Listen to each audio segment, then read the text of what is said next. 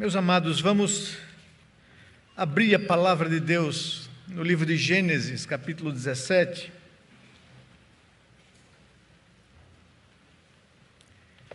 Gostaria de falar a vocês essa manhã sobre a aliança do Senhor.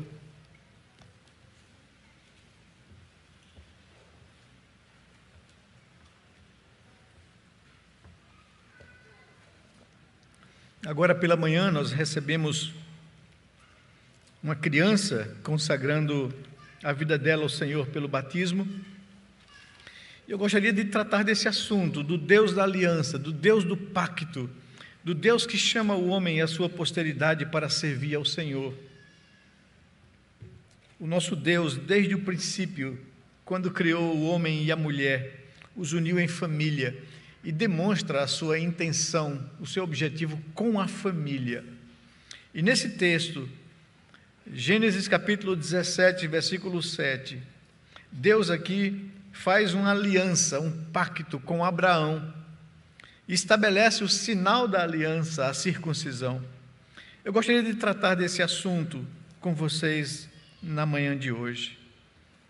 Gênesis capítulo 17, verso 7, nos diz assim: estabelecerei uma aliança entre mim e você, e a sua descendência no decurso das suas gerações, aliança perpétua, para ser o seu Deus e o Deus da sua descendência, da sua posteridade. Gostaria de convidar você a vir comigo ao Novo Testamento, lá em Atos capítulo 2, quando do derramamento do Espírito Santo, cumprindo a promessa de Deus e iniciando ali, inaugurando ali o nascimento da igreja na nova dispensação. Sermão de Pedro, Atos capítulo 2, verso 38.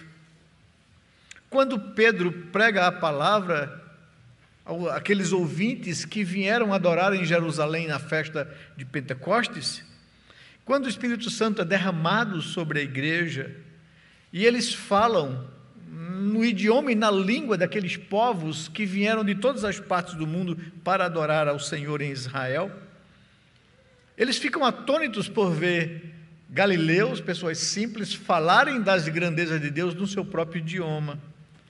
E então ficam admirados, alguns ridicularizam aquilo, e Pedro pega a palavra, prega um sermão acusando os judeus de terem matado o autor da vida, de terem entregue o Messias na mão das autoridades romanas e condenado ele à crucificação.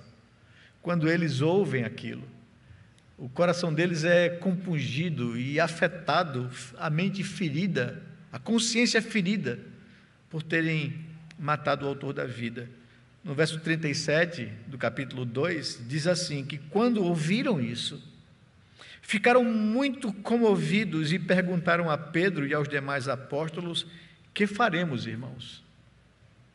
Pedro respondeu: arrependam-se, e cada um de vocês seja batizado em nome de Jesus Cristo para a remissão dos pecados.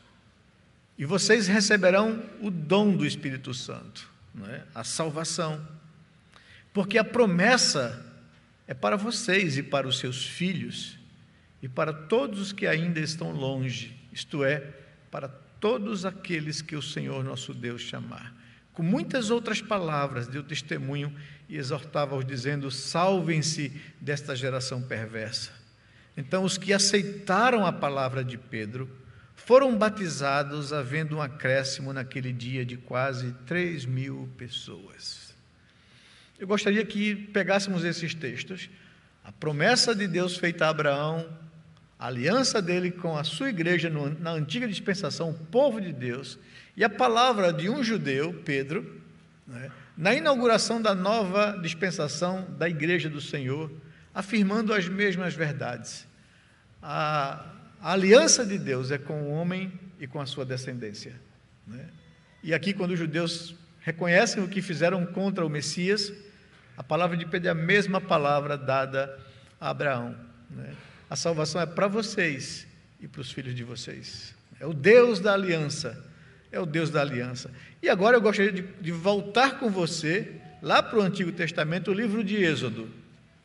Eu quero pegar esses 3 textos para construir a linha da nossa mensagem nesta manhã. Êxodo capítulo 20, da entrega da lei de Deus. Do verso 2 ao verso 6.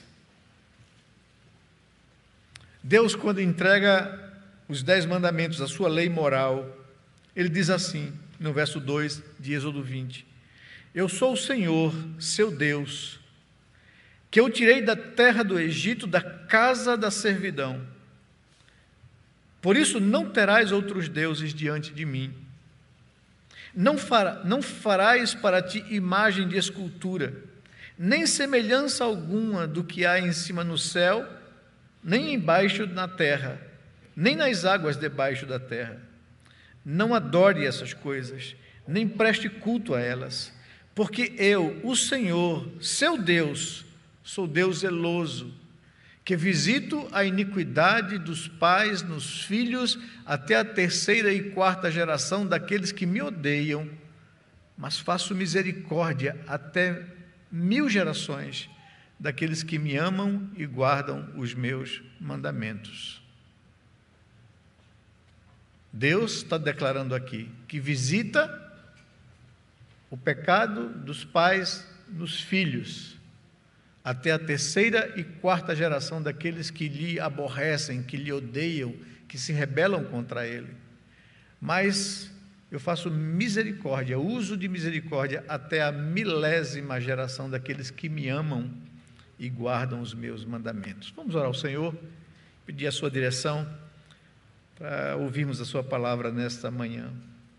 Pai, muito obrigado, Senhor Deus, pelo culto que nós prestamos ao Senhor e estamos prestando a Ti, lendo a Tua palavra, exaltando a Tua grandeza, a Tua santidade, Tua beleza, confessando ao Senhor as nossas culpas, os nossos pecados, nos quebrantando diante do Senhor, nos alegrando pelo Teu perdão, pela salvação que há em Cristo Jesus, cantando louvores ao Teu nome, consagrando nossos bens, nossos ganhos, consagrando ao Senhor nossos filhos, que são Teus pela aliança do Senhor. E agora, nesse momento que nós paramos para ouvir a Tua voz, ouvir a Tua palavra, te pedimos em nome de Jesus, fale ao nosso coração, Senhor. Clareie o nosso entendimento, aplique essas verdades à nossa vida, que o Teu Espírito, Senhor Deus, possa comunicar ao nosso espírito as verdades da Tua palavra e possamos sair daqui gratos, consagrados, comprometidos em viver a Tua vontade revelada na palavra de Deus.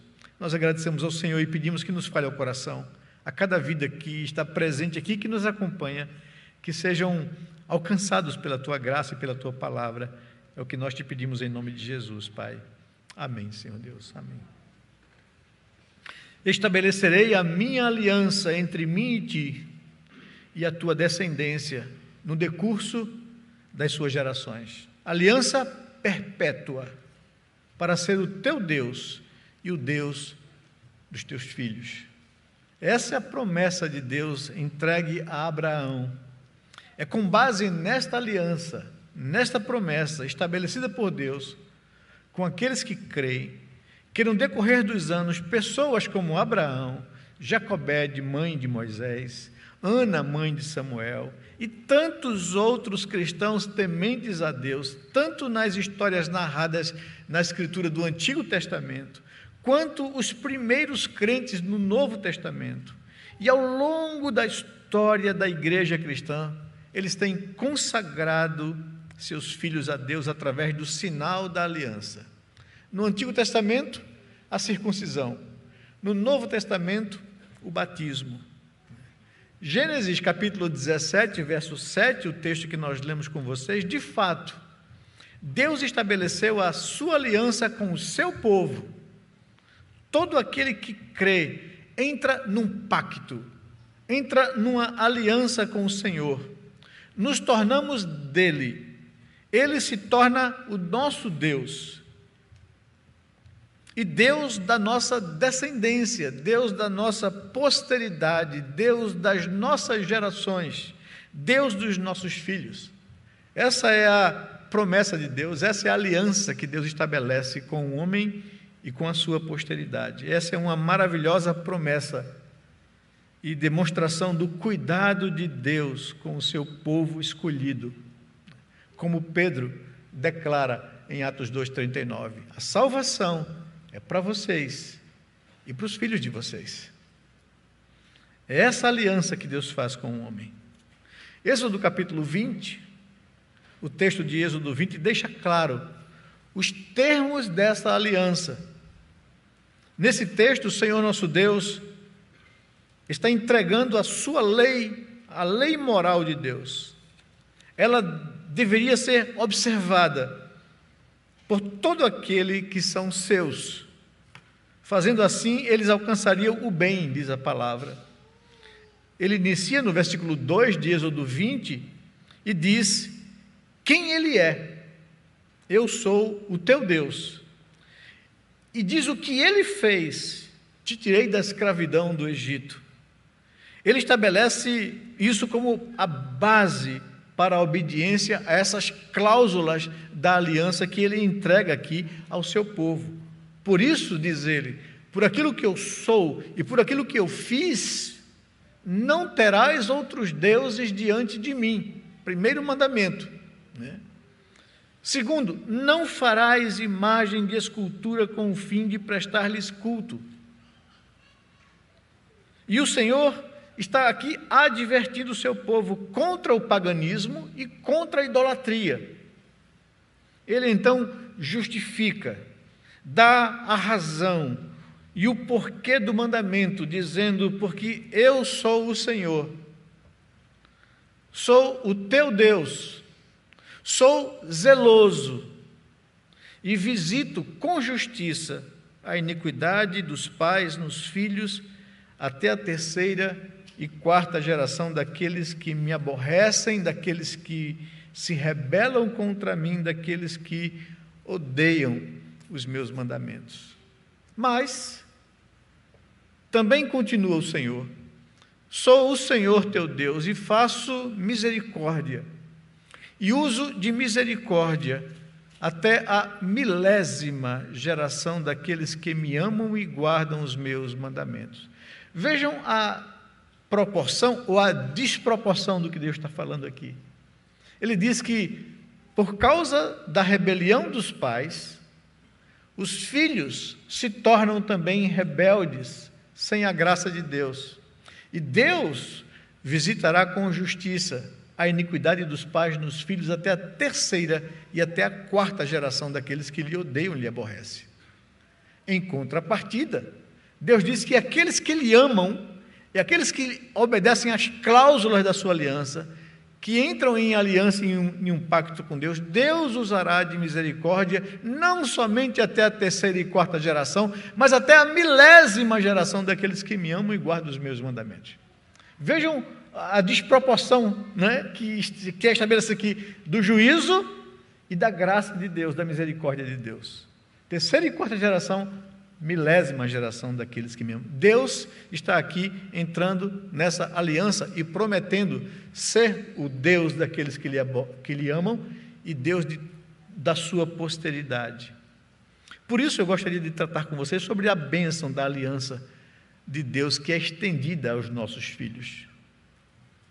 É com base, em primeiro lugar, nos termos da aliança que Deus faz com que o seu povo escolhido, que ele ordena aos pais que apresentem seus filhos para receberem o sinal, o selo da aliança. Então, trazer os meus filhos para que eles recebam o selo da aliança não é uma opção, é uma ordem de Deus. Deus ordena aos pais que amam ao Senhor, que entram com Ele em uma aliança, que tragam, que consagrem os seus filhos a Ele, para que eles recebam o selo da aliança de Deus. É isso que Gênesis capítulo 17, versículo 7 está dizendo. É isso que Pedro está repetindo agora para a igreja no Novo Testamento, em Atos capítulo 2, verso 39. Trazer os meus filhos para receberem o selo da aliança é uma ordem de Deus, não é uma opção dos pais. Se não, veja comigo o que ele diz a Abraão, lá em Gênesis capítulo 12, abra sua Bíblia aí comigo, Gênesis capítulo 12, quando Deus chama Abraão, verso 1 ao verso 3. Gênesis capítulo 12.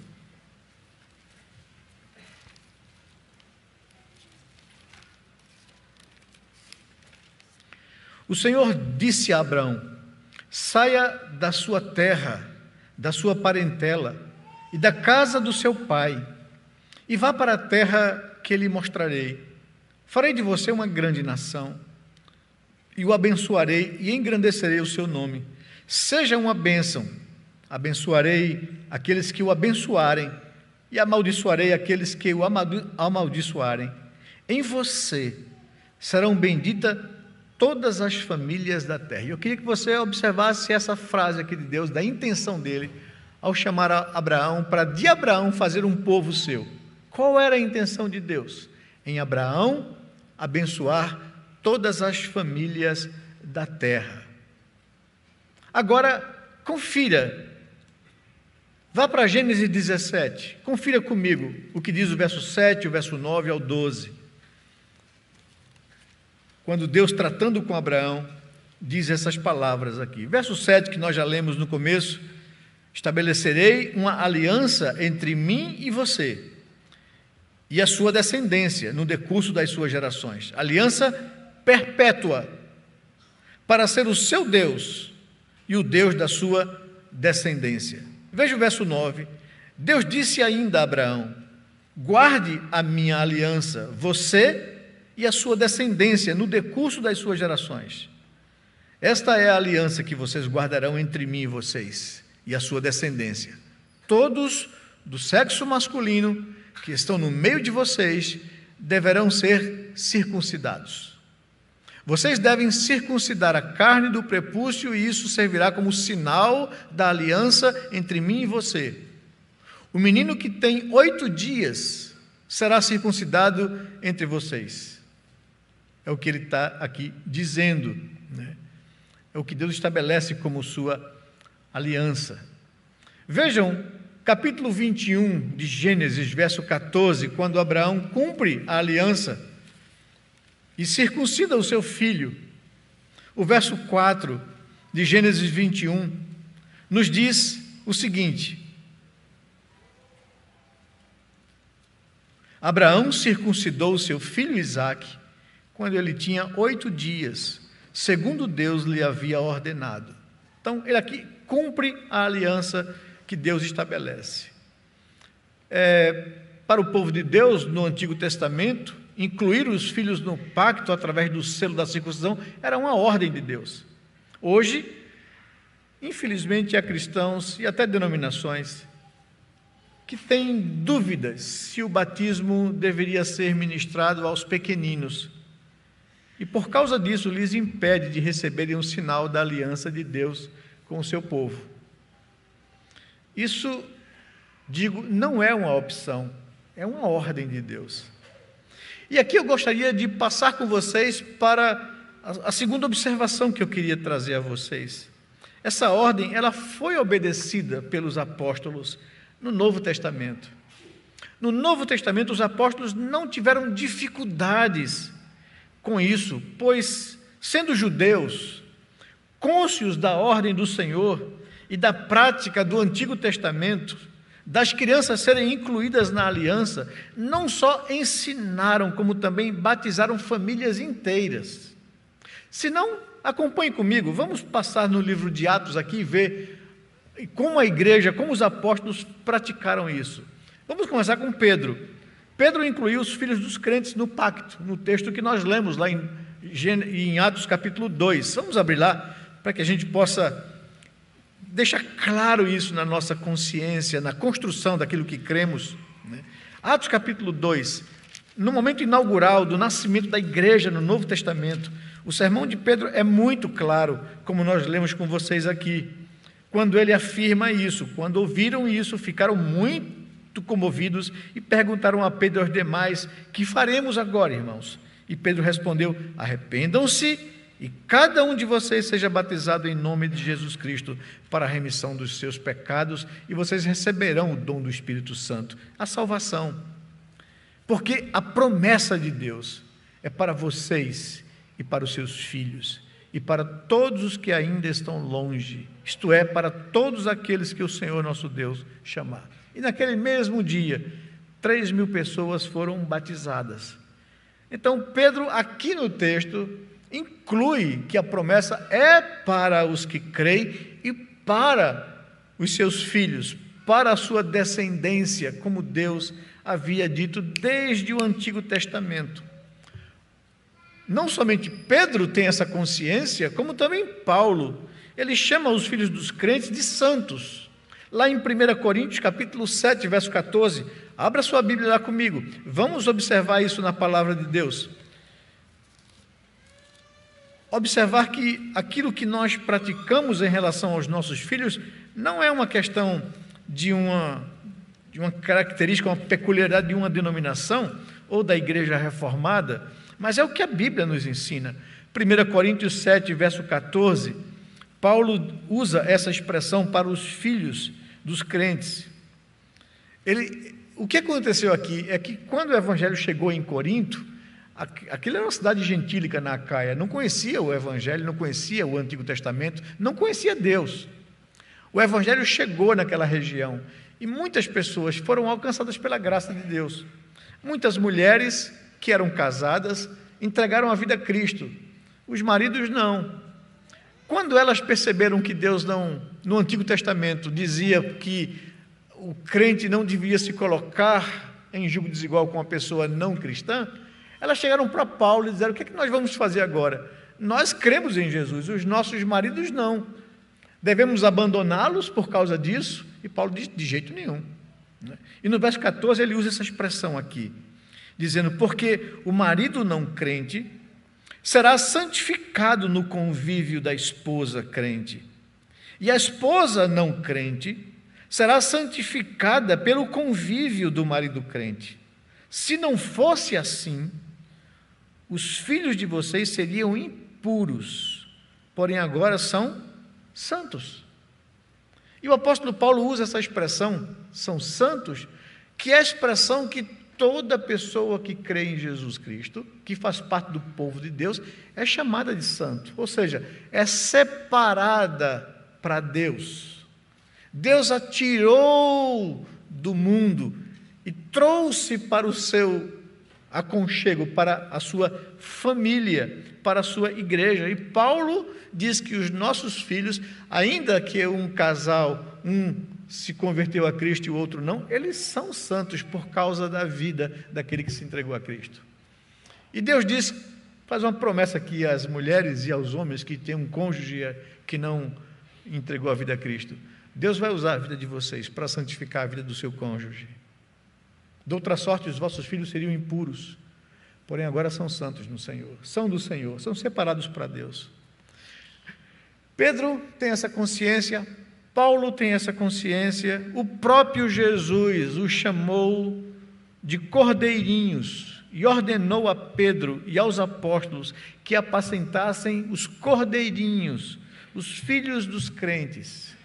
Lá em João capítulo 21, versículo 15, quando Jesus tem aquele diálogo com Pedro, restaurando a Pedro, que havia negado a Jesus e estava ali arrebentado com isso, o Senhor procura Pedro após a ressurreição e tem esse diálogo com Pedro e usa essa expressão lá no grego, dizendo: Pedro, eu sei disso, apacenta os meus cordeirinhos. Verso 15 de João 21 diz: depois de terem comido, Jesus perguntou a Pedro: Simão, filho de João, você me ama mais do que estes outros me amam? E ele respondeu: sim, Senhor, tu sabes que eu te amo.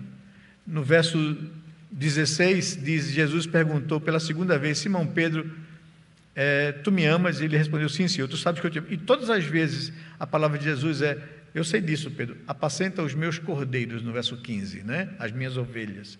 E no verso 16 ele diz, apacenta os meus cordeirinhos, né? Essa expressão lá no grego. E como resultado disso, famílias inteiras foram batizadas quando os pais ou responsáveis aceitaram a mensagem do Evangelho. E aí você vai ver no livro de Atos, por exemplo, Cornélio, Lídia, o carcereiro de Filipos, Estéfanas em 1 Coríntios 1, verso 14, Crispo em Atos 18. Vamos ver esses textos comigo para que você fique bem consciente disso. Cornélio, Atos capítulo 11, versículo 14. Como os apóstolos obedeceram essa ordem de Jesus e batizaram casas inteiras, à medida que os pais iam crendo em Jesus. Atos capítulo 11, verso 14. Quando o Espírito Santo, quando o anjo, aparece a Cornélio e manda que ele mande chamar Pedro, que estava na cidade próxima. A palavra do anjo foi essa na revelação: chame Pedro, o qual lhe dirá palavras mediante as quais você e toda a sua casa serão salvos. Veja que a intenção de Deus, na revelação do anjo a Cornélio, que ele deveria chamar Pedro na cidade próxima, para que ele viesse pregar o Evangelho, para que você fosse salvo e toda a sua casa. Atos capítulo 10, versículo 33 e 48, volte só um texto aqui, diz lá, no verso 33 de Atos 10, portanto, sem demora, mandei chamá-lo, e você fez muito bem em vir. Cornélio falando para Pedro, agora estamos todos aqui na presença de Deus, prontos para ouvir tudo o que o Senhor ordenou a você. Veja o verso 48, quando Pedro ainda pregava a Cornélio, diz lá o texto, que ordenou que fossem batizados em nome de Jesus Cristo. Então lhe pediram que permanecesse com eles por alguns dias. Então está aqui a casa de Cornélio, toda a sua casa foi batizada quando ele creu no Senhor. Atos capítulo 16, Lídia, aquela mulher creu no Senhor e toda a sua família foi batizada. Atos 16, verso 14 e verso 15, nos diz assim, que certa mulher chamada Lídia, da cidade de Tiatira, vendedora de púrpura, temente a Deus, nos escutava. O Senhor lhe abriu o coração para que estivesse atenta ao que Paulo dizia. Depois de ser batizada ela e toda a sua casa, nos fez este pedido: se julgam que eu sou fiel ao Senhor, venham ficar na minha casa, e nos constrangeu a isso. Então Lídia creu e toda a sua casa foi batizada. Cornélio creu e toda a sua casa foi recebida. O carcereiro de Filipos, aqui em Atos 16 ainda, verso 30 ao verso 33, vejam lá comigo o que a Bíblia nos diz. Depois de todo aquele momento, de que ele ficou pasmado com o que Deus havia feito, abrindo as portas da prisão, quebrando as cadeias dos presos, e quando ele chega para Paulo e Silas, quebrantado, veja o que ele diz: depois, trazendo-os para fora, disse: senhores, que devo fazer para que seja salvo? E eles responderam: creia no Senhor Jesus, e você será salvo, você e toda a sua casa. E pregaram a palavra de Deus ao carcereiro e a todos os que faziam parte da casa dele. Naquela mesma hora da noite, cuidando deles, lavou-lhes as feridas dos açoites. Logo a seguir, ele e todos os membros da casa dele foram batizados. É o que nos diz aí o texto da palavra de Deus. Atos capítulo 18, verso 18. Veja o que diz aqui Paulo acerca da sua estada em Corinto. Paulo ficou ainda muitos dias em Corinto. Por fim, verso 8, desculpem. Verso 8 nos diz assim: Crispo, o chefe da sinagoga, creu no Senhor com toda a sua casa. Também muitos dos coríntios, ouvindo, creram e foram batizados. Atos capítulo 1, 1 Coríntios capítulo 1 agora, você vai ver essa mesma referência. Paulo, quando escreve aos Coríntios, fala dessa desse batismo de Crispo e da casa dele. E mais inclui aqui a casa de Estéfanas. 1 Coríntios capítulo 1, versículo 14, diz lá o texto: dou graças a Deus por não ter batizado nenhum de vocês, exceto Crispo e Gaio, para que ninguém diga que vocês foram batizados em nome de Paulo. Batizei também a casa de Estéfanas. Além destes, não me lembro se batizei algum outro. Então, batizei Crispo, a casa dele, a gente viu lá em Atos 18, e agora batizei também a casa de Estéfanas. Então, batizar a casa de Estéfanas não é chegar com água lá e aspergir na residência dele. Casa aqui é lar, pessoas, família. Batizei toda a casa de Estéfanas. O que eu quero mostrar para vocês nesses textos é que os apóstolos, em obediência à ordem de Jesus, não tiveram qualquer dificuldade de batizar a pessoa que creu, no caso Cornélio, o chefe da família. No caso de Lídia, o chefe da família, ela não tinha marido. Ao crerem, o carcereiro de Filipos, ao crerem, eles entraram num pacto com Deus, e toda a sua casa também está no pacto com Deus e recebe o sinal da aliança. Então, nós aprendemos até então que, em primeiro lugar, o batismo ou o sinal da aliança, circuncisão no Antigo Testamento, batismo no Novo Testamento, é uma ordem de Deus e que foi agora obedecida pelos apóstolos no Novo Testamento, quando saíram para pregar o Evangelho. Mas, em terceiro lugar, eu queria observar com vocês que houve, de fato, uma mudança no sinal da aliança, do Antigo para o Novo Testamento. Observa-se que o Senhor Jesus, mediador da nova aliança, ordenou agora o batismo com água em substituição à circuncisão. Na antiga dispensação, Deus, o Pai, estabeleceu a circuncisão, que devia ser feito no menino, no filho nascido em casa, ou comprado, ou agregado ao povo de Deus. Todo homem deveria receber o sinal da aliança, e o homem representava a filha enquanto pai, ou a esposa enquanto marido. Então o sinal era para o homem no Antigo Testamento. No Novo Testamento, o Senhor estabeleceu o batismo em substituição à circuncisão. Na verdade, a circuncisão era restrita só aos filhos homens.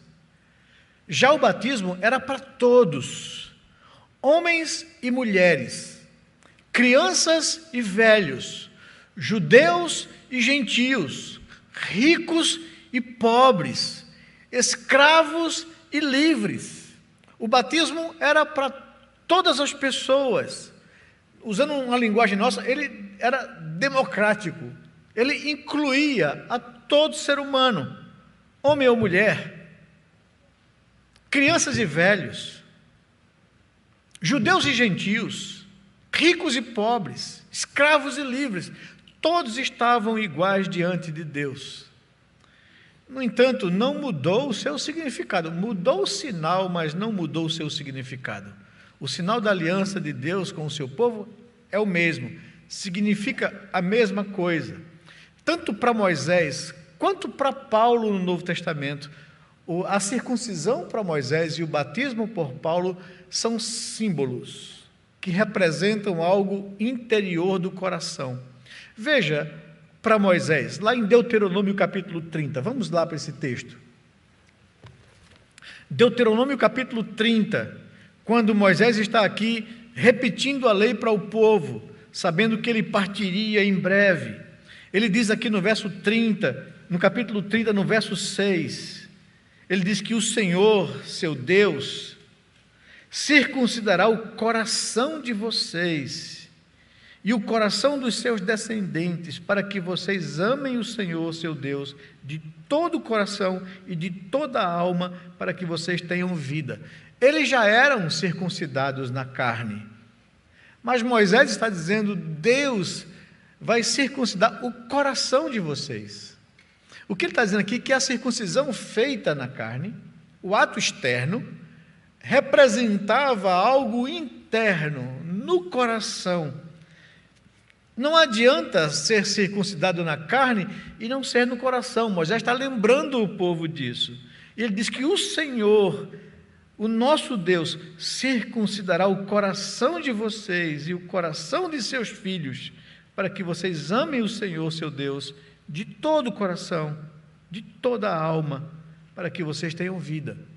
Então, para Moisés, o símbolo externo da circuncisão, o selo da aliança, representa algo interno no coração. Para Paulo, a mesma coisa. Abra sua Bíblia lá em Romanos capítulo 2, e você vai verificar comigo que para Paulo o batismo tem também o mesmo significado interior. Ele aponta para algo no coração. Romanos capítulo 2, verso 28 e verso 29. Olhem o que nos ensina a palavra de Deus acerca da compreensão de Paulo do sinal da aliança. Ele diz: porque não é judeu quem o é apenas exteriormente, nem é circuncisão a que é somente na carne.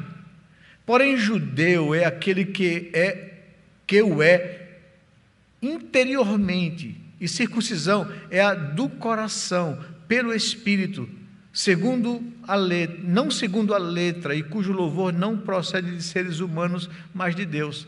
Paulo está aqui defendendo os gentios romanos que entregaram a vida a Cristo, estavam sendo acusados ou pressionados pelos judeus, porque eles não eram judeus, não eram circuncidados. E Paulo diz: a circuncisão que eles estão se referindo, feita na carne, não tem valor diante de Deus, se não for feita no coração. Então, tanto para Moisés quanto para Paulo, eles veem esses sinais da aliança com o mesmo significado. Paulo chama o batismo da circuncisão de Cristo, lá escrevendo aos Colossenses. Abra sua Bíblia lá, ande um pouquinho comigo aqui, passe aí Romanos, passe aí 1 Coríntios, 2 Coríntios, Gálatas, Efésios, Filipenses, e chegue lá na carta aos Colossenses. Veja no capítulo 2, verso 11 e verso 12, a compreensão de Paulo acerca do significado do batismo em relação à circuncisão. Ele diz que nele também vocês foram circuncidados, vocês gentios. Não com a circuncisão feita por mãos humanas, mas pela remoção do corpo da carne, que é a circuncisão de Cristo, tendo sido sepultados juntamente com ele no batismo, no qual vocês também foram ressuscitados por meio da fé no poder de Deus, que o ressuscitou dentre os mortos. Então Paulo diz aqui que o batismo cristão, no Novo Testamento, ordenado por Jesus, é a circuncisão de Cristo, né? Fazendo essa referência ao Antigo Testamento. Ambos, circuncisão e batismo, têm o mesmo significado. São figuras, são símbolos da aliança que Deus estabeleceu com o seu povo. Sendo assim, caberia àqueles que se opõem a que este sinal seja ministrado aos filhos na nova aliança, que provem que houve alguma proibição no Novo Testamento que impedisse essa ordenação de Deus. Isso é uma regra hermenêutica que nós utilizamos para interpretar a Bíblia.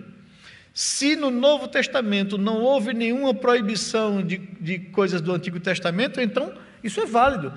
Deus diz no Novo Testamento que não precisa mais sacrifícios.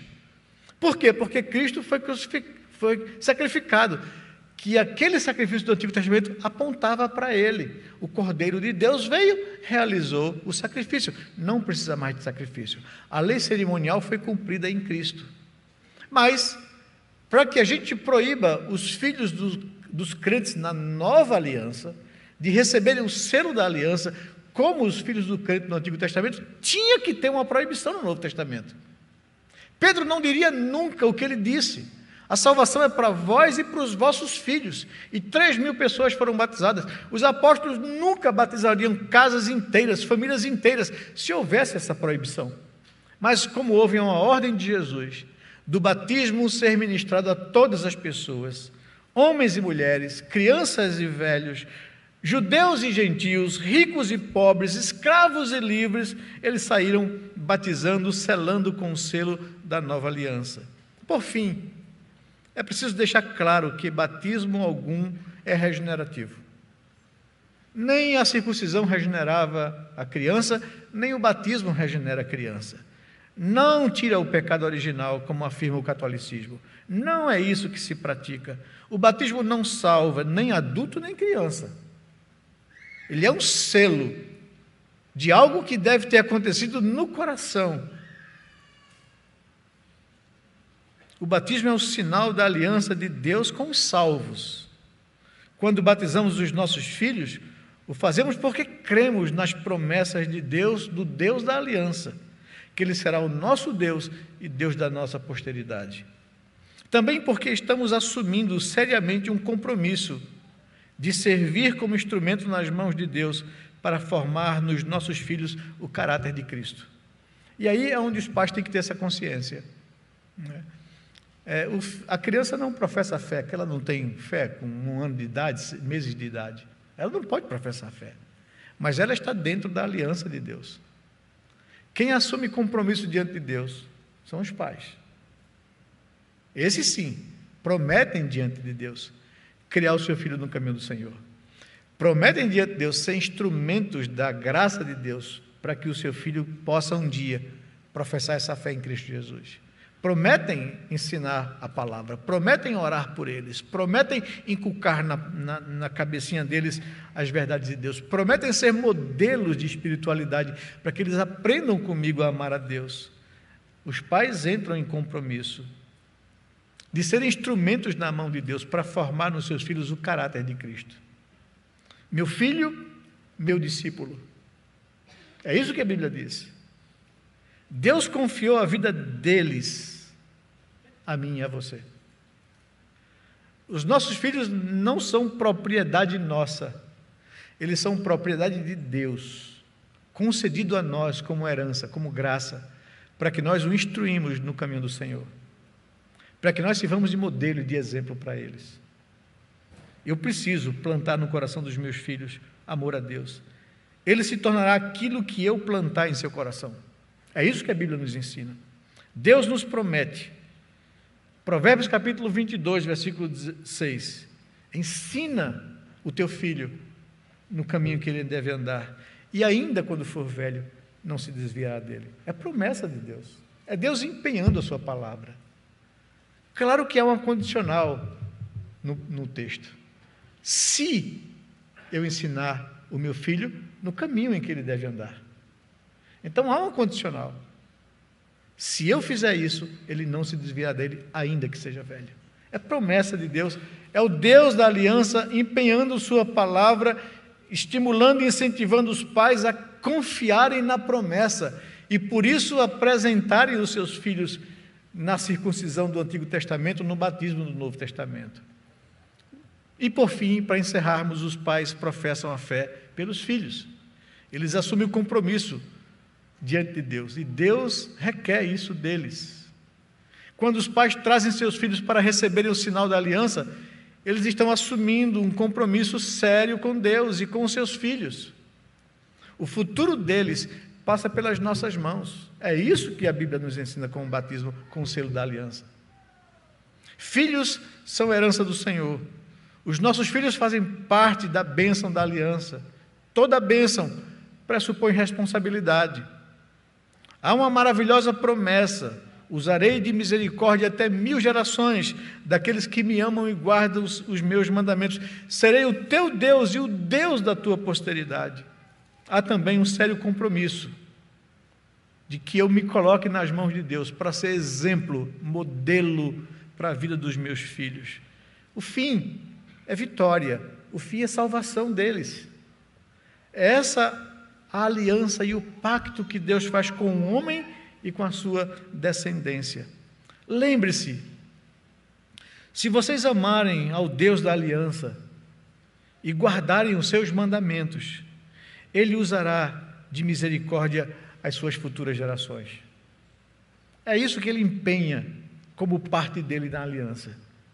Se você me amar, eu usarei de misericórdia até 1000 gerações daqueles que me amam e guardam os meus mandamentos. Portanto, confiados nas promessas do Senhor, instruam seus filhos na palavra de Deus. Deuteronômio capítulo 6, versículo 6 e 7, nos ensina como devemos fazer isso, não é? Só para a gente encerrar com esse texto aqui, Deuteronômio 6, o texto da grande chamada de Deus para o seu povo. Ele diz o seguinte: como que os pais devem proceder em relação a serem instrumentos de Deus na vida dos seus filhos. Verso 6 de Deuteronômio 6: estas palavras que hoje lhe ordeno estarão no seu coração. Você as inculcará a seus filhos, e delas falará quando estiver sentado em sua casa, quando estiver andando pelo caminho, ao deitar-se e ao levantar-se. Fale para ele as verdades, ensine-os, inculque, coloque no coração dele as verdades de Deus. Deus vai usar a sua vida como instrumento para colocar no coração dos seus filhos as verdades que você os ensinar. Ensine seus filhos no caminho em que devem andar e confiem na misericórdia e na promessa de Deus. Ainda que cresçam, ainda que se tornem adultos, eles não se desviarão dos ensinos recebidos. É a promessa de Deus em Provérbios 22:6. Senhores pais, não sejam como Pilatos, que lavou as mãos do não compromisso. Não lavem suas mãos quanto aos seus filhos. Eles lhes foram confiados por Deus. Tragam os seus filhos para receberem o selo da aliança, para que eles recebam o sinal dessa aliança de Deus sobre suas vidas. E Deus certamente usará de misericórdia e abençoará a vida de vocês, dando a vocês a capacidade, temor de Deus, para que vocês criem os seus filhos no caminho do Senhor. Que Deus possa nos abençoar, que lembremos disso. O meu Deus, que alcançou a minha vida, fez um pacto comigo. Deus ser dele, dele ser meu, mas também ser o Deus da minha descendência. Que o Senhor nos abençoe, derrame sobre nós sua graça, seu favor. Amém.